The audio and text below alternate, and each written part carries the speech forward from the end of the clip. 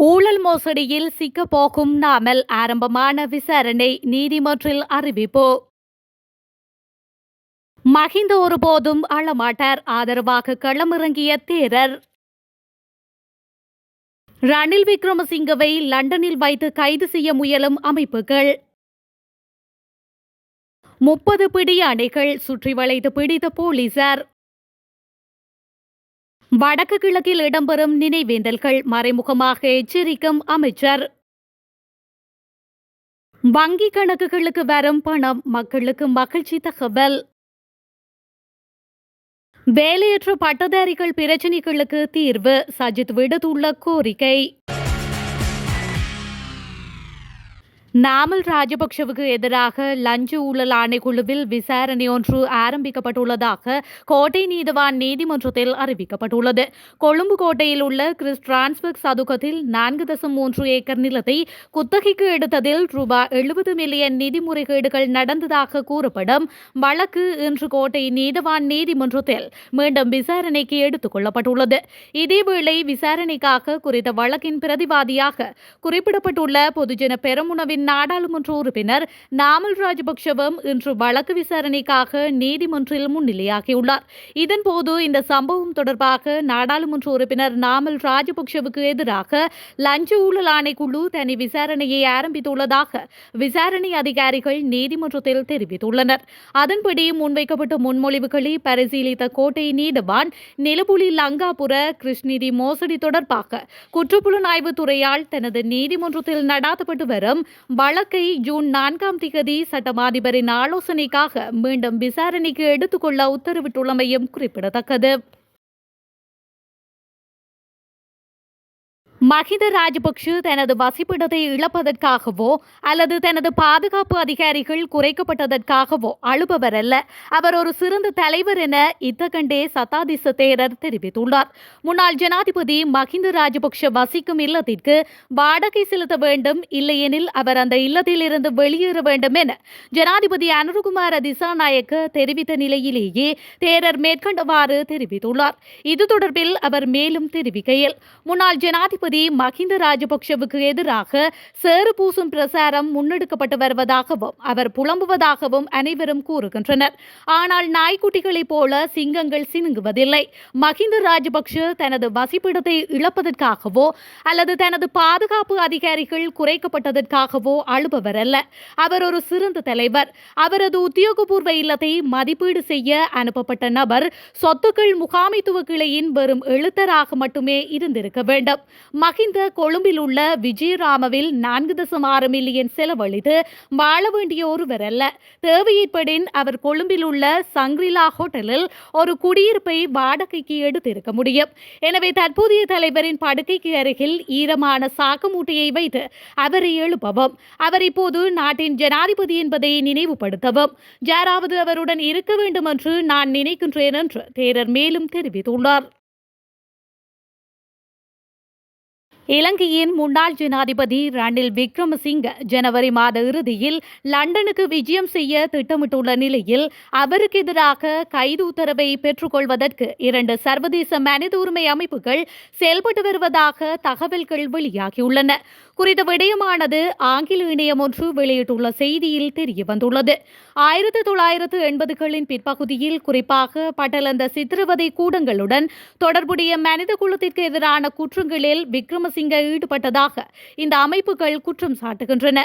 இந்த நிலையில் அவருக்கு எதிரான கைது உத்தரவுக்கான முயற்சி உலகளாவிய அதிகார வரம்பு என்ற கொள்கையை அடிப்படையாக கொண்டது என்று குறித்த அமைப்புகள் தெரிவித்துள்ளன.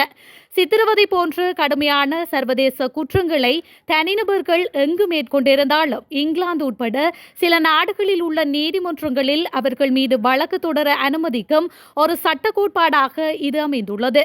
இந்த நடவடிக்கை முன்னாள் சிலி சர்வாதிகாரி அகஸ்டோ பினோசேவின் வழக்குடன் இணையாக உள்ளதாகவும் தெரிவிக்கப்பட்டுள்ளது. வடக்கு கிழக்கில் நினைவேந்தல் என்ற பெயரில் இடம்பெறும் நிகழ்வுகள் தொடர்பில் இனிமேல் அதிக கவனம் செலுத்தப்படும் என்று பொதுமக்கள் பாதுகாப்பு அமைச்சர் KM ஆனந்த் விஜயபால தெரிவித்துள்ளார். இதுகுறித்து அவர் மேலும் தெரிவிக்கையில், உயிரிழந்த தமது உறவுகளை நினைவேந்த எந்த இனத்தவர்களுக்கும் முழு உரிமையுண்டு. அதை எமது அரசு தடுத்து நிறுத்தாது. ஆனால் வடக்கு கிழக்கில் சில நினைவேந்தல் நிகழ்வுகளில் அரசியல் தலையீடு ஆதிக்கம் செலுத்துவதால் அது வெளியில் வேறொரு கோணத்தில் பார்க்கப்படுகின்றது. தெற்கில் உள்ள ஒரு தரப்பினர் அதை பயங்கரவாத கண்ணோட்டத்துடன் பார்க்கின்றனர். இதனால் வடக்கு தெற்கு அரசியல்வாதிகளுக்கு இடையில் பொதுவெளியில் கருத்து மோதல்கள் இடம்பெறுகின்றன. எனவே நினைவேந்தல் என்ற பெயரில் வடக்கு கிழக்கில் இடம்பெறும் நிகழ்வுகள் தொடர்பில் இனிமேல் அதிக கவனம் செலுத்தப்படும்.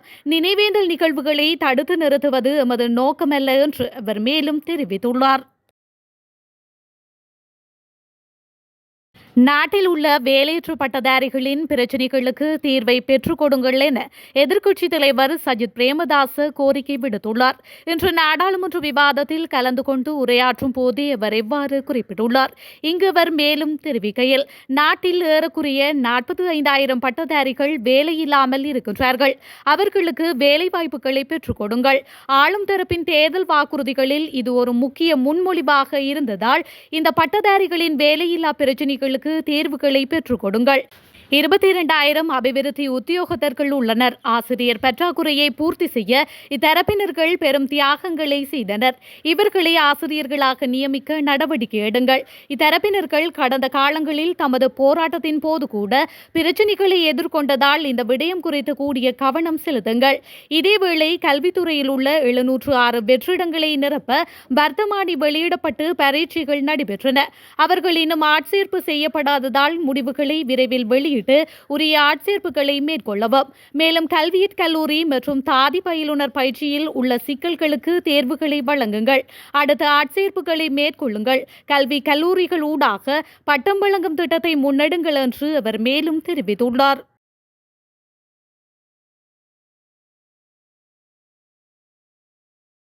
2025 ஜனவரி மாதத்திற்கான அஸ்வெசும கொடுப்பனவுகள் இன்று முதல் பயனாளிகளின் வங்கிக் கணக்குகளில் வரவு வைக்கப்படும் என தெரிவிக்கப்பட்டுள்ளது. குறித்த விடயத்தை நலன்புரி நன்மைகள் சபையின் தவிசாளர் ஜெயந்த விஜயசேகர தெரிவித்துள்ளார். அதன்போது அஸ்வெசும பயனாளிகள் இன்று முதல் வங்கிக் கணக்குகளில் இருந்து தங்கள் கொடுப்பனவுகளை பெற்றுக்கொள்ள முடியும் என அவர் குறிப்பிட்டுள்ளார். இதன்படி பயனாளிகளுக்கு 12 மில்லியனுக்கும் அதிகமான நிதி விநியோகிக்கப்பட்டுள்ளதாக நலன்புரி நன்மைகள் சபையின் தவிசாளர் மேலும் தெரிவித்துள்ளார். இந்த நிலையில் குறைந்த வருமானம் கொண்ட குடும்பங்களை அடையாளம் கண்டு விண்ணப்பங்கள் கோரி அஸ்வெசும கொடுப்பனவுகள் வழங்கப்பட்டு வருகின்றமையும் குறிப்பிடத்தக்கது. சரியான சந்தேக நபரை அடையாளம் காண முடியாததால் நாடாளுமன்ற உறுப்பினர் ராமநாதன் அர்ச்சுனா தொடர்பான வழக்கை அனுராதபுரம் நீதவான் நீதிமன்றம் இன்று ஒத்திவைத்துள்ளது. இதன்படி சம்பந்தப்பட்ட வழக்கு வரும் 3ஆம் திகதிக்கு ஒத்திவைக்கப்பட்டுள்ளதாக தெரிவிக்கப்படுகின்றது. நாடாளுமன்ற உறுப்பினர் அர்ச்சுனா இன்று நீதிமன்றத்தில் முன்னிலையாகி ஒரு பிரேரணையை முன்வைத்திருந்ததோடு தொடர்புடைய வழக்கு விசாரணைக்கு எடுக்கப்பட்ட போது அனுராதபுரம் காவல்துறை சந்தேக நபரை அர்ச்சுனா லோச்சன் என்று பெயரிட்டுள்ளதாக சுட்டிக்காட்டப்பட்டுள்ளது. இந்த நிலையில் ஓட்டுநர் உரிமத்தில் அவரது பெயர் ராமநாதன் அர்ச்சுனா என பெயரிடப்பட்டுள்ளது. இதன்படி சரியான சந்தேக நபரை கண்டுபிடித்து நீதிமன்றத்தில் அறிக்கை அளிக்குமாறு நீதிமன்றம் உத்தரவிட்டுள்ளதாக கூறப்படுகின்றது. வெளிநாடுகளுக்கு ஆட்களை அனுப்புவதாக வாக்குறுதி அளித்து நிதி மோசடி செய்த தம்பதி கைது செய்யப்பட்டுள்ளனர். 30 பிடியாணைகள் பிறப்பிக்கப்பட்ட நிலையில் வவுனியாவில் வீடு ஒன்றில் ஒளிந்திருந்த நிலையில் போலீசாரால் கைது செய்யப்பட்டுள்ளனர். சந்தேக நபர்கள் நேற்று பிற்பகல் கைது செய்யப்பட்டதாக வவுனியா போலீசார் தெரிவித்துள்ளனர்.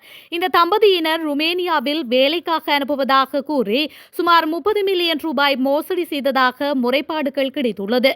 சந்தேக நபரான தம்பதியினருக்கு எதிராக ஏறாவூர் நீதிமன்றத்தில் 30 பிடியாணைகளும், கணவருக்கு எதிராக 16 பிடியாணைகளும், மனைவிக்கு எதிராக 14 பிடியாணைகளும் உள்ளதாக தெரிய வந்துள்ளது.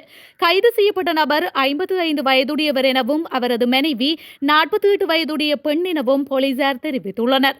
கைது செய்யப்பட்ட சந்தேக நபர்கள் 28க்கும் மேற்பட்ட நபர்களை வெளிநாடுகளுக்கு அனுப்புவதாக வாக்குறுதி அளித்து நிதி மோசடி செய்திருப்பதும் தெரியவந்துள்ளது.